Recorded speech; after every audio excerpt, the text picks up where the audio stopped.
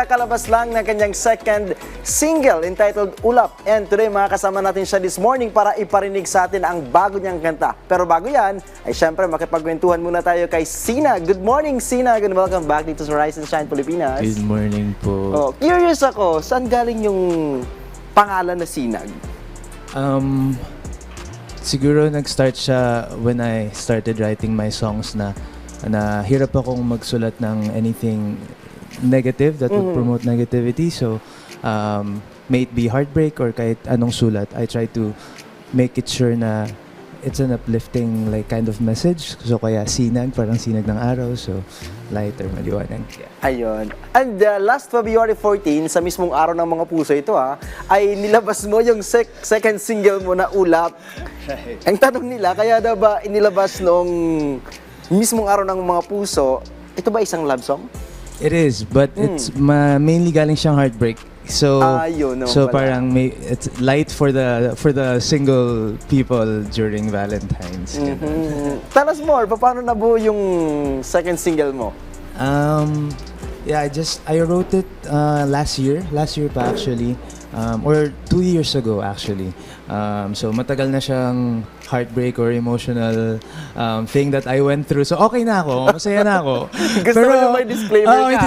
Okay na ako, masaya ako, I'm very happy. Pero sayang kasi yung song. Like I wrote it in a very pure time, nararamdaman ko. So nilabas ko pa rin siya. Pero hindi ba siya parang, sorry kasi you're saying okay na ngayon pero sinulat mo siya, medyo nag-move on, may mga heartbreaks. Okay naman na. Well, it was 2 years ago, so parang okay na. Kailangan mo lang talaga i-release na rin yung song. Kasi sayang naman, pwede siyang pagkakitaan. Okay, yun yung importante doon. Pero what's next kay Sinag? Ano yung mga dapat abangan ng mga ka-RSP natin? Yeah, so I'm doing some cover songs and also releasing probably my last for the series of songs next month sa April. So I'm gonna release that. And then you can just watch out for like my music anywhere. Ayun. Anyway, maraming salamat sa pagkikipagkwentuhan sa amin at hindi na namin papatagalin pa. Baka gusto na rin ng ating mga ka-RSP na marinig yung second single mo na Ulap. Narito na po, si Sinag.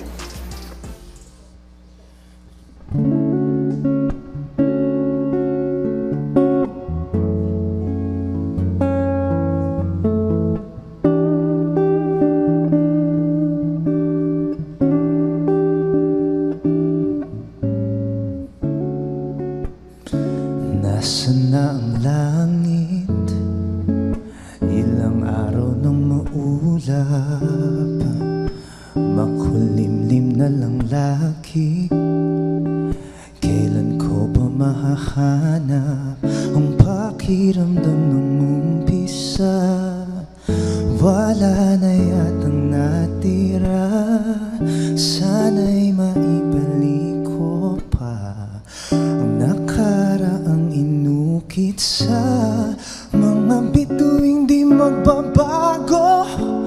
Sa likod ng ulap nakatako, ang simoy ng malamig na hangin ay parang dinadala pa sa pakiramdam ng init ng iyong katawan sa akin.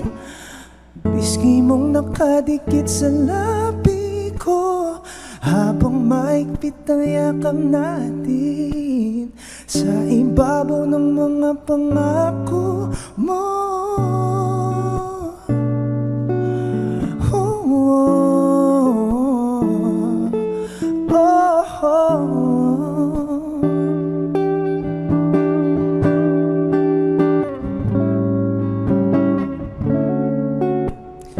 Dadating ang araw, wala na akong magagawa. Sana ay umabot pa, baka sakaling sa umaga ang pakiramdam mag-umpisa.